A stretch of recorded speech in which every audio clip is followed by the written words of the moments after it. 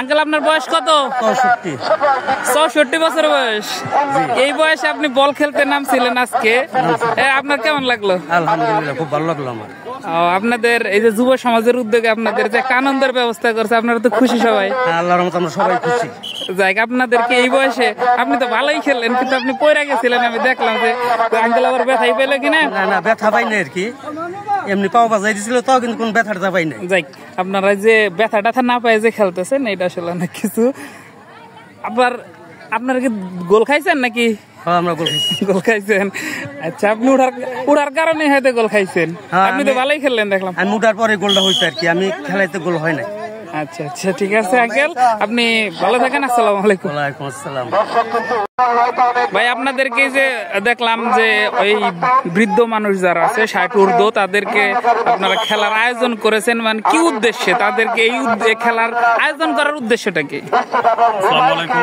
আসলে আমাদের উদ্দেশ্য হচ্ছে, আমরা বহুদিন ধরে দেখে আসতেছি আমাদের গ্রামে শান্তিপূর্ণভাবে অনেক খেলাধুলা হচ্ছে, কিন্তু এখনো পর্যন্ত আমাদের এরকম বিরল প্রকৃতির কোনো খেলা হয়নি। তাই আমরা যুব সমাজের উদ্যোগে চিন্তা করছি যে আমরা যারা মুরব্বীরা আছে, তারা তো আসলে এই সমস্ত খেলা অংশগ্রহণ করতে পারে না, তাদের জন্য বিশেষ আকর্ষণ ঈদের মধ্যে যেহেতু সবাই বাড়িতে আসছে, ঈদ পরবর্তী অনুষ্ঠান হিসাবে আমাদের বিশেষ আকর্ষণ এটা হচ্ছে এবার আমাদের কুরবানি ঈদের পরে যে মুরব্বীরা মিলে আমাদের হচ্ছে একটা সুন্দর খেলার উপহার দিতেছে। সেই ফুটবল খেলার মাধ্যমে আজকে আমরা সবাই উপভোগ করতেছি। আমরা গ্রামের সবাই আছে, দেখেন আমাদের গ্রামের পুরা ছোট থেকে বড়, মুরব্বী থেকে শুরু করে মহিলা মানুষ পর্যন্ত এখানে খেলা দেখতে চলে আসছে। আসলে আমাদের উদ্দেশ্যটা এটাই যে আমরা যাতে এমন একটা কিছু করতে পারি যাতে পরবর্তী প্রজন্ম মনে রাখে যে না, আমাদের দেউলিয়াবাড়ি গ্রামের যুব সমাজেরা কিছু আমাদের জন্য করে গেছে, যে এরা হচ্ছে ঐক্যবদ্ধ, যে কোনো কিছুতে ঐক্যবদ্ধ, এরা চাইলে শান্তিপূর্ণভাবে সবকিছুই করতে পারে। এটাই হচ্ছে আমাদের মূলত উদ্দেশ্য।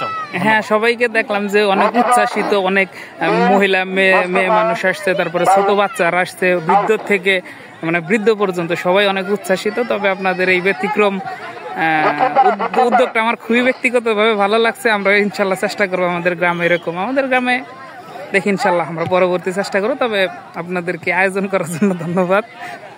আপনাদেরকেও ধন্যবাদ, আপনারা আসলে এত কষ্ট করে দূর থেকে আসছেন খেলা দেখার জন্য, সবাইকে ধন্যবাদ। বিশেষ করে আজকে যে এই রোদের মধ্যে, এই গরমের মধ্যে এত দর্শক আসছে, আমরা কল্পনা করতে পারি নাই যে আমাদের এই খেলাটা উপভোগ করার জন্য গ্রামের সকল মানুষ এবং কি আশেপাশের গ্রাম থেকেও অনেক লোকজন আসছে। আমি এই বার্তাটা সবার কাছে পৌঁছে দিতে চাই, যারা আসছে দূর থেকে, দূরান্ত থেকে কষ্ট করে, সবাইকে এখানে খেলা দেখার জন্য আসার জন্য সবাইকে আমার আন্তরিক তরফ থেকে শুভেচ্ছা ও ধন্যবাদ, এবং আমাদের গ্রামের তরফ থেকে সবাইকে শুভেচ্ছা ও ধন্যবাদ। ধন্যবাদ সবাইকে।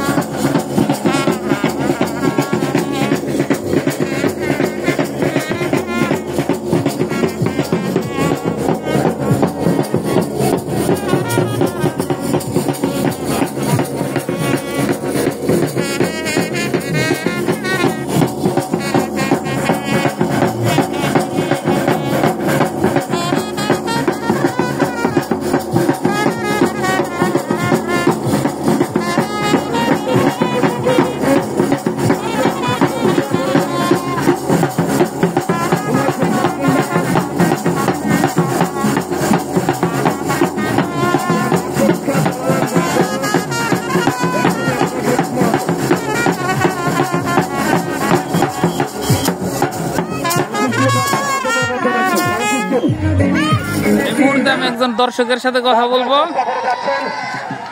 ভাই, আপনার বাসা কি এখানেই? না, আমার বাসা এখানে না, আমি অনেক দূরে থেকে আসছি খেলা দেখতে, মামুন ভাইয়ের আমন্ত্রণে আসছি। তো ফার্স্টে ভাবছিলাম যে খেলা ওইরকম উন্মাদনা থাকবে না, তো আইসা দেখি না, এখানে যে দর্শক আর যে পরিবেশে খেলাটা হচ্ছে সত্যি দুর্দান্ত।